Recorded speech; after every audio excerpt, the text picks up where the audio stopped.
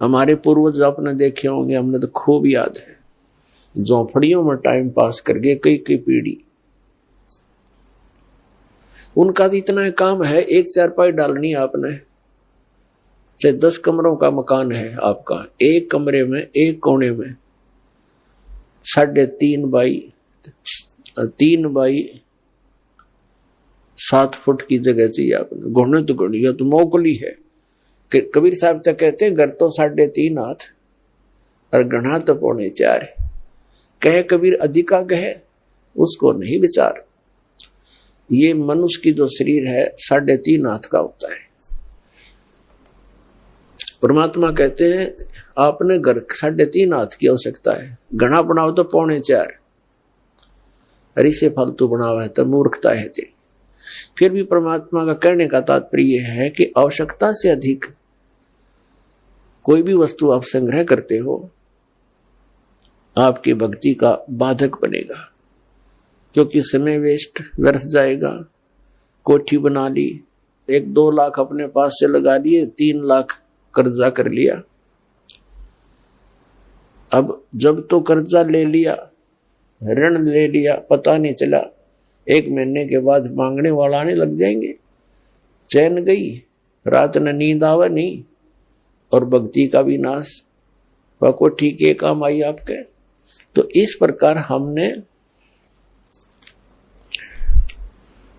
भक्ति मार्ग में जो बाधाएं हैं उनको त्यागना पड़ेगा। अब क्या बताते हैं, परमात्मा ने हमें कितनी सद्बुद्धि दे रखी है, और ये भक्ति ना करने से इन कोठी बंगले बनाने में और धन बढ़ाने में अपना जीवन व्यर्थ कर जाएंगे, तो फिर क्या होगा। नर से तू पशुआ कीजिए, नर से फिर तू पशु बनेगा। नर से तू पशुआ कीजिए, गद्दा बैल बनाई, अरे ये सुंदर भोजन का मन बोरे कि तो कुर्डी चरने जाई। ओए होए, अपने आत्मा इतना कुछ सुनकर भी हमारे यह बात अंदर जगह बनाती नहीं, क्योंकि हमें ये सब सुविधाएं उपलब्ध है और हर समय है, और ये तो आपके अंतिम सांस तक आपको रहेंगी जब तक मनुष्य जीवन में हो। क्योंकि माता पिता बच्चों को जब तक वो कॉलेज स्कूल नहीं छोड़ता वो सुविधा देता ही रहता है, और जो बच्चा उसका सदुपयोग ना करके आता है तो फिर वो बहुत दुख उठाता है। तो इस प्रकार इस सत साधना करने से, भक्ति करने से मोक्ष होना था। जहां जाने के बाद फिर लौटकर कभी संसार में नहीं आते, वहां हमें बहुत सुख होना था।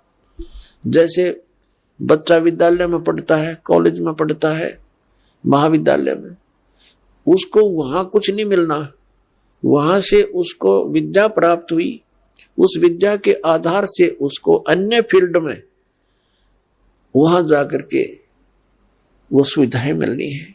ठीक इसी प्रकार हमें इस पृथ्वी पर जो हम चाह रहे हैं, हमें यहां नहीं लेनी चाहिए इसकी सुविधाएं। ये तो कॉलेज में मौज मार रहे हैं हम, ये सोच लो पृथ्वी की कोई भी वस्तु हम डिमांड कर रहे हैं या इसी में लगे रहे हैं, भक्ति की नहीं, तो हम कॉलेज में मौज मार रहे हैं, वो बहुत हानिकारक होगी। इसका लाभ हमें सतलोक में मिलेगा।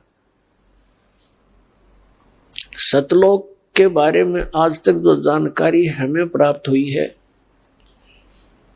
हमें मीन आप जी को इस दास के वचनों से पहले, तो वो कैसी जानकारी प्राप्त हुई है। सतलोक का एक विशेष कॉन्ट्रैक्ट ले रखा है किसने, राधा स्वामी पंथ वालों ने, और धन दंड सतगुरु सच्चा सौदा सिरसा और जगमाल वाली वालों ने। और इनको सतलोक का कख भी पता नहीं, न भक्ति मार्ग ठीक इनका, न सतलोक की सतपुरुष की जानकारी। तो बताइए कहाँ ले जाएंगे प्राणी को। और फिर ये कबीर पंथी जितने हैं, ये भी सतपुरुष और सतलोक के गुण गाते हैं और सतनाम की महिमा मुख्य वर्णन करते हैं। इस दास ने इन सभी पंथों के ग्रंथों को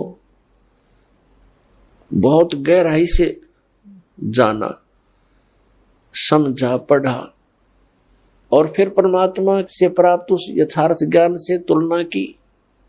इन कबीर पंथियों के पास भक्ति मार्ग की ABCD भी नहीं है, और ना इन राधा स्वामी, जय गुरुदेव और ये सच्चा सौदा सिरसा वाले और जगमाल वाली इनके पास, और ना इन अन्य संतों के पास तो होना कहा, ना इन आचार्य और शंकराचार्यों के पास भक्ति मार्ग। ये तो सतलोक जानते ही नहीं, इनका तो सब्जेक्ट नहीं।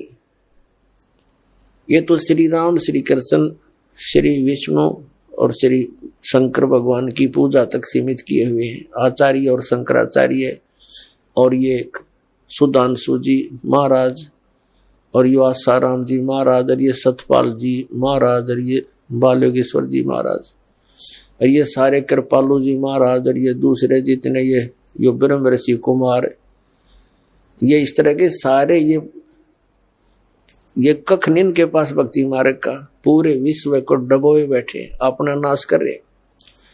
अपने आत्माओं, जिन पुण्यात्माओं को ज्ञान नहीं तो ये सोचते हैं कि रामपाल पता नहीं अपने आप में के मान रहा, अपने आप कोई विद्वान मानता है।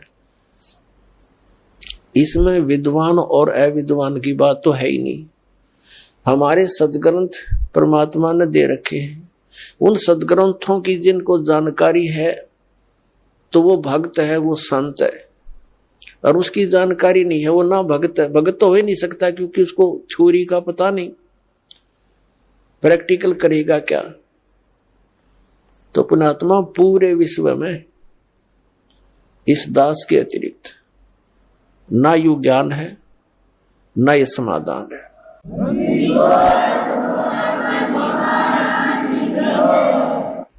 ये वचन प्रथम बार कोई सुनता है तो उसको खटकते हैं, लेकिन समय आने पर ये अच्छे भी लगेंगे, मीठे लगेंगे।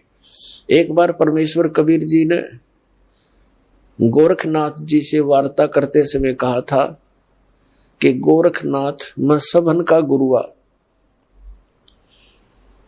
परमात्मा ने कहा था मैं सबका गुरु हूं, उस्ताद इस अध्यात्म मार्ग में। तो गोरखनाथ जी कहने लगे तुम मेरा वचन मोह लग गए कड़ुआ, कि आपकी बात मुझे अच्छी नहीं लगती, आप कहते हो मैं सबका गुरु हूं। तो परमात्मा ने कहा कि कड़ुआ लगे सो मीठा होई, हमारी बात पतीजे जोई। पतीजे माने विश्वास करे। परमात्मा ने कहा था ये जो कड़ुआ लगे सो मीठा होई। आज आपके गले नहीं उतरी ये बात कि मैं सबका गुरु हूं, मैं सदगुरु हूं, वो अलग बात है, लेकिन कड़ुआ लगे सो मीठा होई, हमारी बात पतीजे जोई। विश्वास करो, मैं जो बता रहा हूं इस पर करके देखो, अध्ययन करो, सदग्रंथों को चेक करो, फिर ये बात आपको सच्ची महसूस होगी जो दास ने अभी कहा था।